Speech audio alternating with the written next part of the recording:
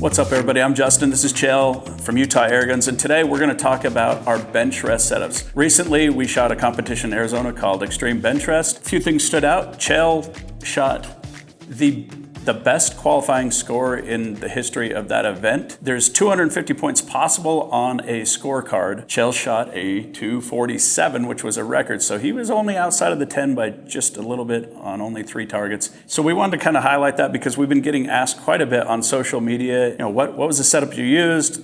What pellets were you shooting? How fast? All of that good stuff. So today we're gonna break it down for you.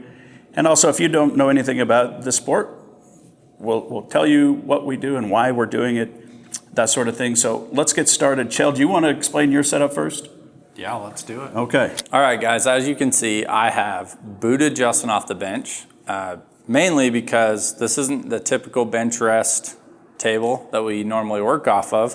And I wanted to showcase all of my gear and give you guys a good rundown of everything I use.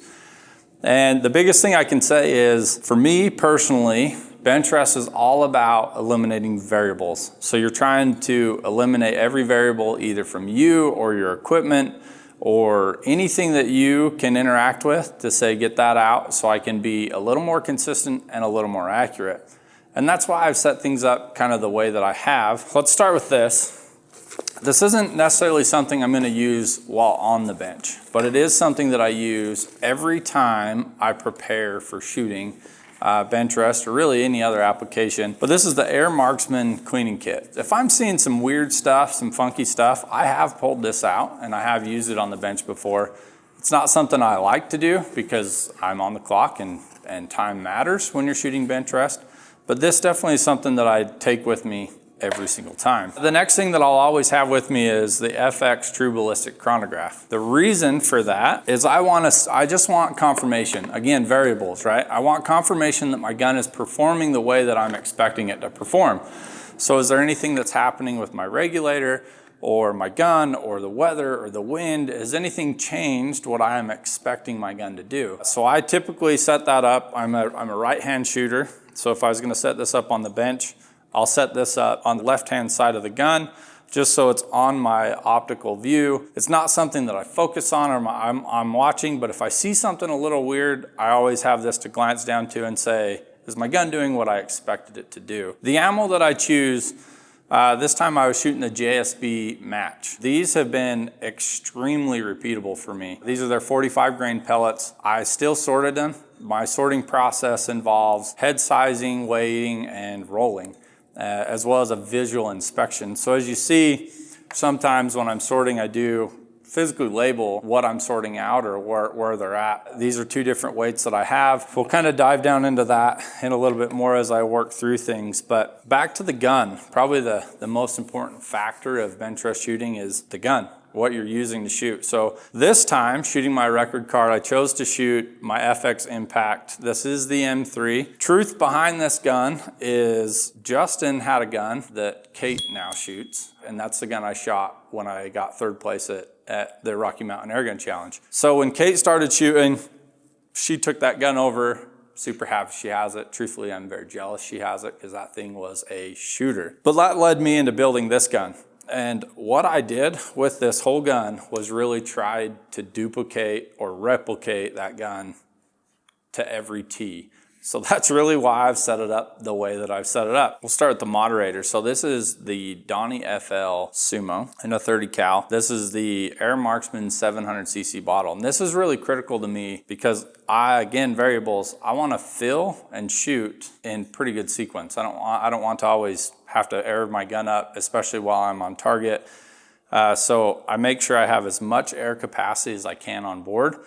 And the Air Marksman 700cc bottle does it for me on this gun. Underneath that, I'm shooting the Air Marksman Amble. So I chose this because I wanted a little bit more center of gravity on this gun. As you can see, the Impact is a little taller platform, but I wanted weight to just manage the little bit of recoil that is on that gun, and it just balances the gun really well. I'm also shooting using the 90-degree Air Marksman fitting. And the reason why I chose to do that is as I'm on the bench behind the gun shooting, I don't really want to move my gun as much as possible. The times that I have double shot a card, it was when I was airing up my gun And that was before I had the 90 degree, because I would either have to tip my gun up to be able to see and access, turn my gun, whatever, to get my fitting on, especially under a time crunch. Like if you're having to air your gun up right as the clock's running out and you need just a few more shots, that's usually where stress is high, heartbeats get up. I want to keep everything cool and calm as possible. So that's been a big game changer for me. The bipod I'm choosing to use is an Accutac FC4. The reason why I chose Accutac is they are the most stable, durable bipods on the market for this application for sure. They have a ton of different models. The FC4 is just something that I've found to work good for my needs, but I would encourage you to look at what's available and kind of choose what's going to be best and most functional for you. On top of the gun, I'm using the Air Marksman backbone. This is the long edition. Again, I wanted to just add rigidity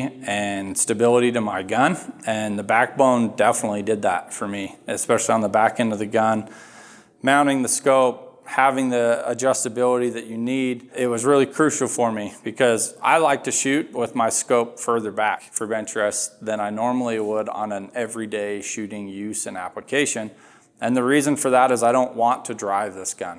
I want the gun to kind of recoil and manage itself naturally. And being able to position that scope a little further back makes it so I don't have to get into the gun as much to have to shoot it. The most important thing that I have on bench is really my optic. I want a crystal clear image, a reticle that I can rely on, turrets that I can trust, parallax that is perfect, and that is in the combination of things why I chose to use the Element Theos. I have that mounted in some just Seekins high mounts, again, repeatability, sturdiness. Wanted to make sure all of my variables are eliminated, but that is the optic of my choice for bench rest. I'm also using a level. The level is the MDT level. This is actually prior to that. I just bought it, but it was a long range arms. It's now the MDT level. Send it. And that's really critical to me because the level of your gun actually makes a very, very significant difference on where you impact on your card. So having the ability to get the green light, go, send it, especially when I'm trying to react fast in wind and shots, that's super, super important. The back end of my gun, I am using the Air Marksman buttstock bag rider combo. The stock butt pad just didn't have enough surface area for me to feel comfortable in using this rear rest. There was times that I did use it, and as I moved or myself or repositioned, it actually fell off and I had to reposition things. So I put this on so I had more of a flat surface to have the ability to sit in my rear monopod. This really is just the first prototype of the Saber Tactical Pro monopod. So this is something that I was one of the first ones to just test it out and use it. And I've never went away from it because it works, it functions for me, it's able to give me the results that I want. And I've just been able to build a routine with it that works. So I highly recommend them. They just look a little different than this now. So definitely look into that. That's very important. Now the use of everything on the gun and the bench. So for me, shooting it under a time constraint, everything changes in competition. I want to keep as cool as I can. I want to keep my heartbeat down. So I have a lot of magazines that I preload and I have them ready to go. I'll load as many as I have, and I'll load them by sorting. So I have 4 loaded and 3 unloaded. Well, that's because what I sorted out, I was only able to load 4 with this variation. And I choose to do that because I don't want to mix what I've sorted because times get stressful on the bench. So I'll load whatever I have, and then whatever is not loaded, I have more pellets on the bench ready to load if they're needed. Preferably, I would like to sort enough that I'm able to load everything and I just don't have to worry about reloading on the bench, but that's how I kind of manage that. The Air Marksman pouch bag has been a game changer for me. So all my magazines and pellets, I have a lot of them. I make sure I have enough. I never want to run out. So being able to just put all of my accessories, everything I use every time that I don't want to lose, it's critical for me to have, I'll throw in. You can see I've labeled this one. This is my 30 cal impact bench. That's where all my pellets and magazines are gonna go that I use on the bench. Air. So air, I don't want any problems with air while I'm on the bench. I don't want to run out of air. I don't want to have to raise my hand and have an air tank brought to me. I don't want to pop a hose or fitting. I don't want any of that to happen. So the quality of product that I use matters. What I've chosen to use is this is the new Air Marksman premium rated airline hose. So it's the micro bore hose. It's incredible. I highly recommend these because other ones have not performed as well as these. The tank I'm gonna use is as big as possible. So I'm running the Air Marksman 9-liter tank. It's full, it's ready to go every time. And then of course I care about the protection of my tank. Usually when I'm set up on a normal bench, I'll have my tank actually sitting on either a chair next to my bench or in front of me on the ground or however I can do it. So having a bag to protect my tank and make sure the integrity of my tank remains as safe as possible has been crucial. I'm choosing to use the Armageddon tank bag. So as you can see, they have tons of pockets on them. I can store extra premium hoses in. I can store fittings. I can have whatever I need in this, tools. That's why I choose that. So that's kind of my equipment. And you may ask yourself, like, why? Why did I come to these conclusions? Like, for one, I wasn't always a Benchrest shooter. I would say I've always been a hunter. I've always been a shooter. Benchrest was something that was new to me. But I've just tried to build my routine that it's the same thing every time and my equipment is reliable. I can honestly tell you that anytime I've deviated from my equipment or my routine is when I have dropped the ball. And luckily this time, I was able to follow my routine and trust my equipment, and I've shot the best card I've ever shot in my life.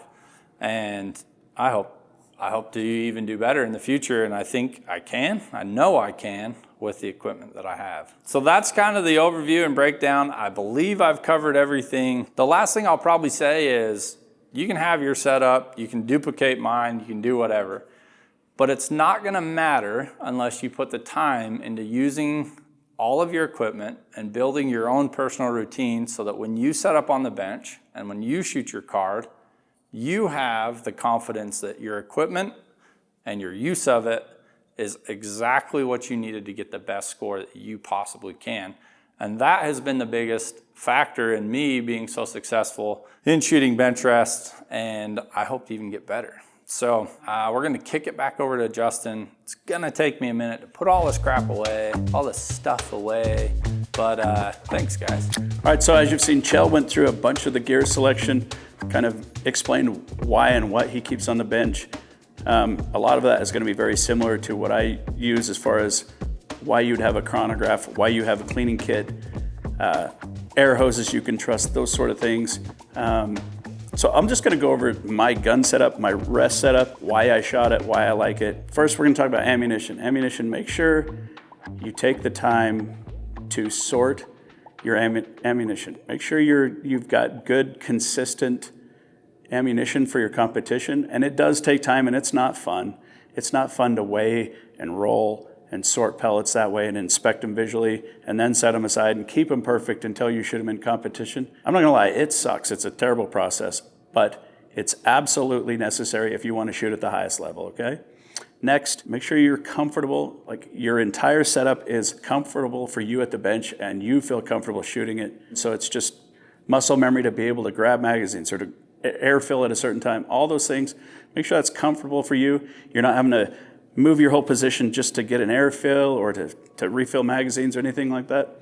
Just have everything efficiently set up and comfortable. Next, I would say, spend time on your gun at distance. Make sure you're shooting that gun and you know what works best at what speed and possibly what conditions you're in. Environmentals change, that's the bottom line. Sometimes you have heavy winds, sometimes you have calm winds, and it all happens within 5 minutes. So what I'm saying is practice.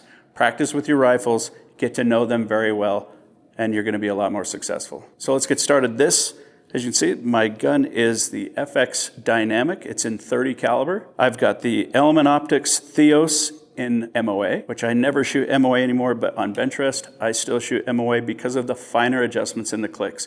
I can get a little bit finer adjustment out of MOA turrets than I can out of mil turrets. So that was my reason for selecting that. Then we've got the Air Marksman Undertaker rail. I use this specifically because it's so rigid. There's no flex or any bounce to that. So when I'm firing the gun, my crosshairs don't move when I'm on target. So I can track that pellet all the way to target, which is very helpful because there may be a wind that you can't see or anything. So it's important that you can track your shots all the time. So that's my selection purpose for that Undertaker. Next, I have the AccuTac. This is the FC4 bipod. I chose this just because of its wide stance. I really like that wide stance, and it's extremely sturdy. So some people like to go really extravagant front rest, which is a great way to go as well. My setup's a little more simple, but it works. So that's my bipod setup. You go back here, I do have the Air Marksman buttstock. It's just a little bit more comfortable for me to be sitting at all day. Shooting, it's softer. You have a little bit of adjustment with it. And then we go to my rear rest, which it started as a Sabre Tactical adjustable rear rest, but my man, Val from Sabre Tactical, built me this custom steel base for it, so it's extremely heavy. So I don't have to worry about that thing sliding around or anything. Very solid. With these adjustments on these Sabre Tactical rear rests, I can move on target really fast. I find that to be a big advantage because when I'm shooting cider targets, I want to be able to adjust to my scoreable targets immediately. So that's been a great way to shoot bench rest for me and be able to adjust fast is using that Sabre Tactical rear rest. I also use the Air Marksman 90-degree Foster fitting. It makes filling off a bench so much easier because in bench rest you don't want to have to disrupt your whole base the way you have your gun set to air up. So this makes it convenient because the airport's obviously out the side. Now, to keep level, I'm using the MDT digital send it levels. I really like it because I can see it really easy out of my peripheral vision. So when I'm looking through the optic, I can still see my level brighten up, and I want to make sure I'm level perfectly for every shot because it's extremely critical downrange to be level, especially at longer distances. So I trust that, and I really like that setup. So that's why I use that. The reason I went with this platform over the Impact this year, I normally always shoot the Impact. This style of rifle versus the bullpup, it sits a lot lower on the bench. I'm shorter, so it helps me not have to adjust to be able to sit and be comfortable shooting level. It's just a lot more, I'll say, benchable is my best way to put it. It's more comfortable to shoot off of a bench. I'm able to push great velocities, very consistent. It's got, you've got the air plenum around the barrel, so it's a super solid platform. That's what I really liked about it. I was shooting 50 grain pellets most of the match this time. I was running them anywhere from 930 feet per second, and if I had very calm winds, sometimes I was ripping those things at like 950. I found that in no wind, I could still shoot just as accurate going fast, so that's why I made that adjustment. But if there was wind, I kept that speed down a little bit, kept my shots a little more consistent. So people sometimes ask me, how do I shoot my cards, my bench rest target? Like, what's the order I shoot, or when and why? I like to shoot mine in straight rows. I like to, because the cider targets are on the bottom of the targets, I like to shoot ciders and move straight up a row so that I'm not having to make two adjustments while I'm shooting from cider to scoreable target. Not necessarily the right way or the wrong way, that's just how I like to do it. Little story, the first day didn't go really well. The first qualifying card I shot, I broke my own rule on how I shoot targets in sequence. And I got a little greedy and I got to the top and it looked good, so I just wanted to jump over and start shooting. Well, long story short, I double shot a target because I got out of my own sequence. And that cost me a lot because when you're shooting in the pro class, it's extremely competitive. So a double shot could cost you the entire match or cost you your chances to ever make a final. I also like to make sure I am comfortable at that bench. So I want to make sure I have right seat height. So if the bench has come fixed and it doesn't fit me, I need to make sure I bring something that like a pad or something that raises me up. I don't always need to be raised up, I know that. I mean, sometimes I'm taller than the average bench, but sometimes I need a booster seat, guys. So, and the reason for that is you want to make sure you're using the least amount of muscle you possibly can when you're shooting competition because you're not straining anything else. There's no room for you getting wobbly or the gun getting wobbly or anything like that. You want to just be comfortable. So that means being able to have the gun straight in front of you. We want to be able to have that gun set up to where I can just come on my gun like this. I'm not holding like this. I'm not leaning down. I'm just straight up and down, being able to look down my gun really well. That's just a tip I have for you to be able to make sure you set up comfortably. So however you have to set up your front rest, rear rest, seating, however you have to do it to make sure that you are very comfortable. You're not fatiguing your back, your neck, your eyes, anything else by doing something different. So I highly recommend building your setup to be comfortable for you. That's going to be very important. I also recommend a sequence in your air filling. This is not because I haven't learned the hard way. Just in this last competition, I actually dropped a point because I did fall off my regulator. I shot one too many shots than I should have, and it cost me a point because I lost a little velocity and I fell out of the 10 ring. After that, I decided, look, I need to find out what my gun's efficiency is at any time and know that I just have a regimen of like, once I've shot this many magazines, I'm going to air fill no matter what. Doesn't matter if I needed to or not, but I know that it's always topped off. I'm never going to miss that shot that fell off the regulator. Those are some of the tips I have. I had a really good match this year. I hadn't shot personally a Benchrest competition for a few years, so I wasn't exactly fully ready and polished, but I feel like it went really well. I came back the second day, shot a fantastic card. I shot a 245, and that was just enough to get me into the finals. And then I shot pretty well in the finals. Not good enough for first place, but again, I had a couple silly mistakes that shouldn't have happened. Chris Turk shot out of his mind, and Brad Stevenson both, got me by a couple points. So Chris Turk won the match.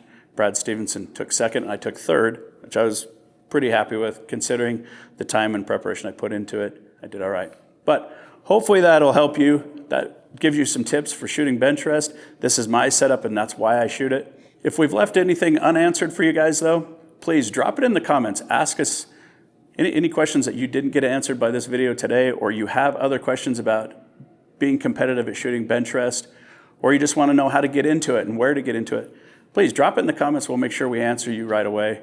And thanks for watching again. Hopefully you enjoyed it.